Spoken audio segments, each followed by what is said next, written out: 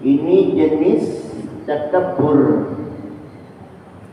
Yang kedua ialah menyombongkan dirinya ala rusuli terhadap para rasul. Sebelumnya kita sudah bahas takabbur ala Allah. Ini yang sangat luar biasa. Ini yang berlebihan, luar biasa. Berani menyombongkan dirinya kepada Allah. At-takabbur ala Allah. Padahal yang hanya pantas memiliki sifat dari Asma'ul Husna Al-Mutakabbir itu hanyalah Allah Subhanahu wa ta'ala. Ini ada orang, ada makhluk, ada manusia yang at-takabbur Allah. Kita sudah bahas sebelumnya. Contohnya Fir'aun. Kenapa Fir'aun sampai at-takabbur Allah? Itu sudah kita bahas. Tapi setidaknya dapat kita ingat kembali bahwa di antara penyebab Fir'aun itu singgahnya dia takabbur, meremehkan, merendahkan awamirillah wa nawahihi, yaitu dengan tidak melaksanakan perintah Allah, ajaran yang dibawa oleh Nabi Musa alaihissalam, dan berani melawan segala apa yang dilarang oleh Allah. Itu diantara penyebabnya ialah karena lamanya Fir'aun ini berpuasa. Itu catatannya, manusia ini tidak boleh lama berpuasa. Ala kulli hal, bahkan organisasi sekecil apapun, itu pun puncuk kepemimpinannya harus ada regenerasi. Seperti kita umpamanya kepengurusan Masjid Al-Huda itu berapa periode? Paling 2 ya, 2 periode. Beda dengan yayasan ya. Kalau yayasan itu dia permanen, pendiri, apalagi itu pendiri itu dia permanen, walaupun orangnya udah tiada, meninggal dunia, dia tetap pendiri. Beda. Tapi kalau dalam kepengurusannya, ini bisa saja ketuanya ini berganti dari 1 periode, 2 periode. Lebih daripada itu ganti orang yang baru. Sama dalam kepengurusan ya harian kita. Begitu pula organisasi, bahkan partai pun juga sama. Nah, bila sudah demikian sampai dalam hal pimpinan negeri pun seperti itu. Presiden kita menetapkan dalam undang-undangnya 2 periode, tidak boleh lebih daripada itu. Kalau lebih daripada itu, nah kita sudah berpengalaman di Orde Baru. Nah, jadi salah satu di antara penyebab Fir'aun ini sampai kepada tahapan mengaku idda'a ar-rububiyah, mengaku sebagai Tuhan yang melindungi segala sesuatunya, itu diantaranya ialah karena merasa sangat kuat kerajaannya yang tak terkalahkan dengan bala tentaranya yang luar biasa. Jadi sudah lama berkuasa, didukung oleh kekuatan yang sangat kuat tak terkalahkan. Rakyatnya tidak mampu untuk berkata jujur terhadap rajanya yang zalim, dan seterusnya dan sebagainya, pada akhirnya sampai mengaku menjadi Tuhan. Luar biasa. Namun suatu ketika bermimpi, dan mimpinya itu kemudian dia minta ramalkan dengan ahli nujumnya. Nah, Fir'aun memang terkenal dengan tukang-tukang sihir, ya, ahli perbintangan, ahli ramal. Sehingga di antara mukjizat Nabi Musa itu mengalahkan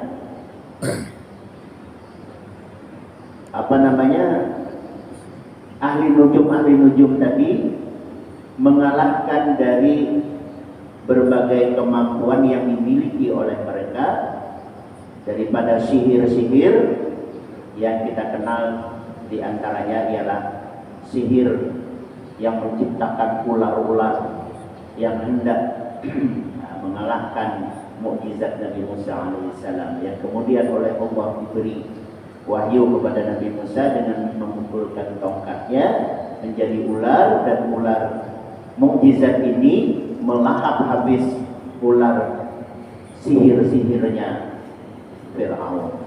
Nah, jadi ini Fir'aun yang memang terkenal dengan menyukai ahli nujum. Nah, biasanya para penguasa memang seperti itu.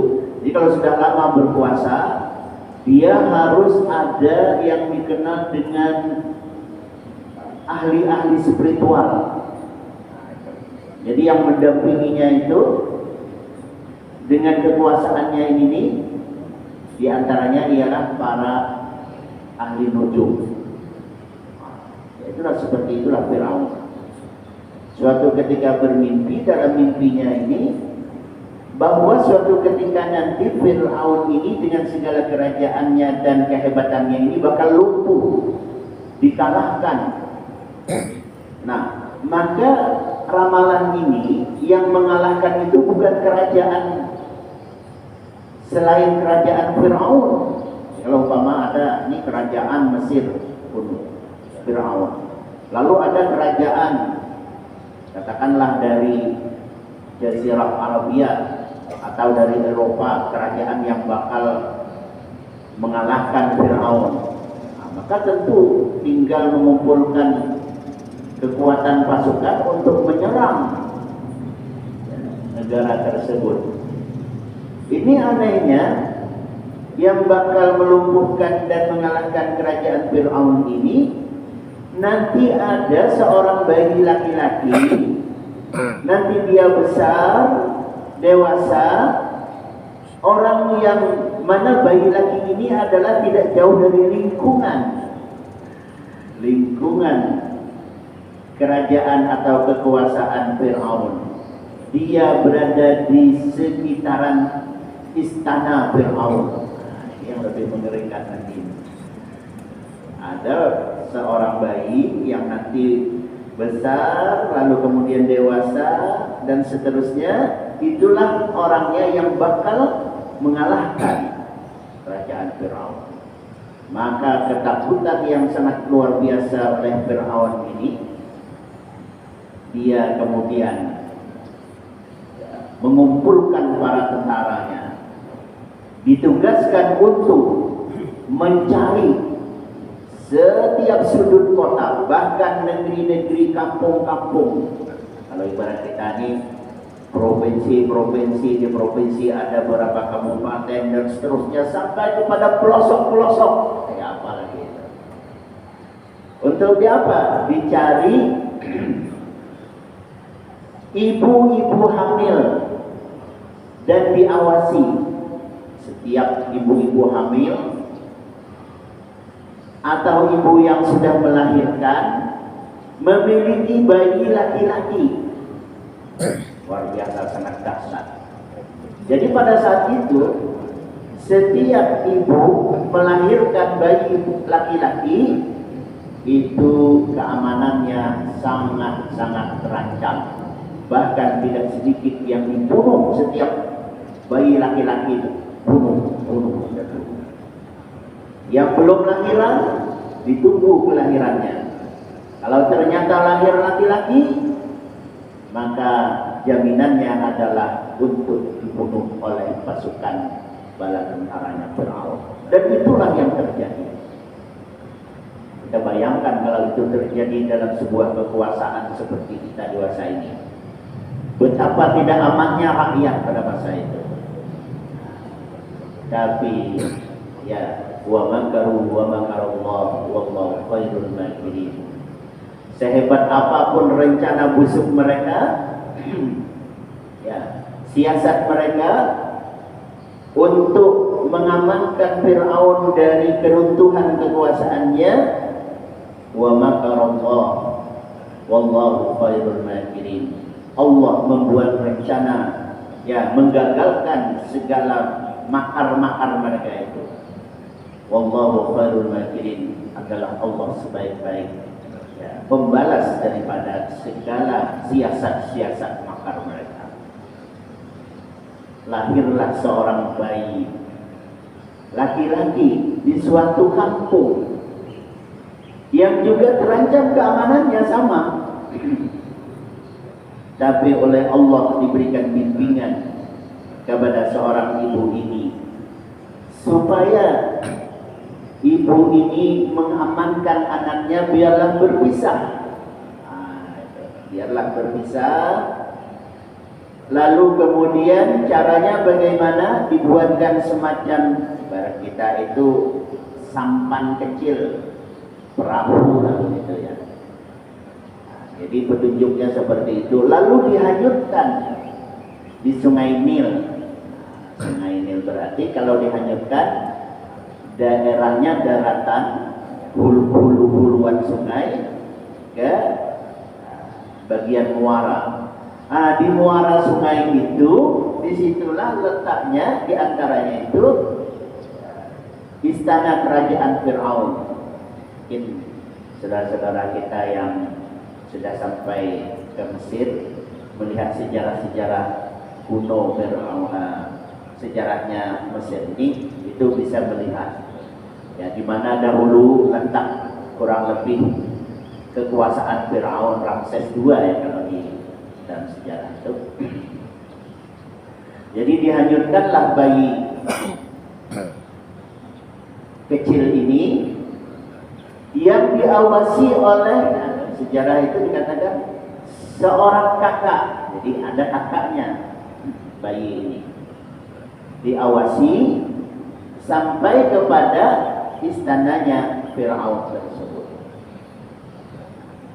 Jadi hanyutnya di sungai itu bukan hanyut begitu saja, ya, tentunya Allah yang maha penjaga daripada segala sesuatunya yang kemungkinan terjadi, tapi juga secara zahirnya diawasi oleh kakaknya ini. Itu ada filosofinya juga, bahwa mengandung makna bukan membuang anak, ya. Ya, walaupun secemas apa dalam kehidupan seorang tua, ibu atau bapak terhadap anaknya, kalaupun anak ini perlu berpisah, dalam tanda kutip perpisahan itu bukan dibuang begitu saja. Sehingga timbullah cerita ini, ya, bahwa diawasi oleh seorang kakak sampai kepada tempat yang dimana pelabuhan istana Fir'aun ini dilihatlah oleh seorang orang penting di istana ini, yaitu daripada istrinya Fir'aun. Istri Fir'aun yang luar biasa. Tidaklah istri Fir'aun ini beriman kepada ajarannya Fir'aun. Sehingga istri Fir'aun ini secara zahirnya ia istri, ya, tapi pada hakikatnya dia adalah wanita yang terpelihara. Jadi dalam agama kita meyakini bahwa ada beberapa perempuan suci, ya. Di dalam Islam ini dikenal, diantaranya ialah istrinya Fir'aun, kemudian lagi Maryam. Istrinya Fir'aun ini Asia, maka Makanya ketika Nabi lahir juga datang dua perempuan suci ini kan, Asia wa Maryam, dua perempuan suci yang tidak disentuh oleh laki-laki manapun. Nah, coba luar biasa ya. Siapa itu? Maryam dan Asia. Jadi Asia ini, sedikit tentang Asia, istrinya Fir'aun. Setiap kali Fir'aun mau menyentuh dalam pergaulan sehari-hari, bahkan sampai kepada pergaulan yang kita kenal namanya orang suami istri, pergaulan suami istri, itu oleh Allah diganti sosoknya Asia ini ya, dari kalangan minasyaitonir rajim, jadi bangsa jin ya, artinya bukan diganti dari makhluk manusia, bahkan diganti dari makhluk lain. Jadi Firaun tidak merasakan itu, dan Asia terpelihara dari ya apa namanya, jemaah atau sampai digauli pun tidak terjadi oleh Firaun. Nah, inilah yang kemudian di dalam Islam ini kita mengenal ada anak beriman, orang tuanya tidak beriman. Ada orang tuanya Nabi, anaknya tidak beriman. Ada istrinya yang beriman, suaminya kafir. Nah, ini dia. Ya. Jadi secara hukum zahirnya suaminya kafir itu Fir'aun. Nah, jadi Asia dengan segala, kalau bahasa kita apa namanya itu, dayang-dayang, para penjaga permaisuri, penjaga ratu namanya dalam sebuah kerajaan itu, istrinya raja ini. Nah, menemukan ada sampan kecil ternyata berisi seorang bayi yang sangat menarik perhatian, yang pada singkatnya kemudian jatuh cintalah Asia ini dengan bayi tersebut, lalu diambil, lalu dipelihara di istana itu. Rencana Allah luar biasa. Nah, memang pada suatu ketika, kalau kita lihat di situ, Fir'aun ini curiga dia dengan bayi ini. Nah, bayi inilah yang kita kenal sebagai Musa kecil. Nabi Musa pada akhirnya inilah Nabi Musa alaihissalam. Suatu ketika dia curiga, ini jangan-jangan imam bayi ini nanti kalau besar sesuai dengan ramalan nujum. Itu perlu diingat ya, ramalan nujum pada saat itu memang sangat akurat. Kenapa? Karena ahli nujum atau tukang-tukang sihir pada saat itu mendengar berita dari langit itu. Jadi berita-berita rahasia-rahasia langit itu mereka dapatkan. Jadi akurasinya itu memang luar biasa. Kapan akurasinya para ahli nujum ini tidak berlaku lagi? Yaitu setelah kelahiran Nabi Sallallahu Alaihi Wasallam. Nah, di situ. Jadi ketika Nabi Sallallahu Alaihi Wasallam dilahirkan di muka bumi ini, maka akurasinya para peramal-peramal ini terhadap rahasia-rahasia yang akan terjadi itu tidak sampai lagi kepada mereka. Makanya kata Nabi, kadzabal kahin walau sadaqa. Para tukang ramal itu tetap pembohong dia. Walau sadaqa, walaupun bisa jadi apa yang dia ramalkan itu benar, tapi benarnya itu kebetulan saja. Jadi bukan karena mereka tahu, secara kebetulan. Namanya secara kebetulan, kita yang bukan ahli nujum juga bisa saja terjadi. Artinya sama saja dengan orang biasa. Nah, itu setelah Nabi dilahirkan. Jadi sebelum itu, akurasi para tukang ramal ini meramal sesuatu itu tuh mendengar berita-berita dari langit yang dibawa oleh syaitanir rajim lalu disampaikan kepada mereka, itu sangat akurat. Nah, makanya ramalannya ini, Al-Nujum tadi ini salah satunya, contohnya ini, akurasinya bisa diterima. Tapi berikutnya setelah Nabi lahir, para jin ini nih, untuk membawa berita dari langit kepada para tukang-tukang sihir ini dan tidak mampu lagi. Karena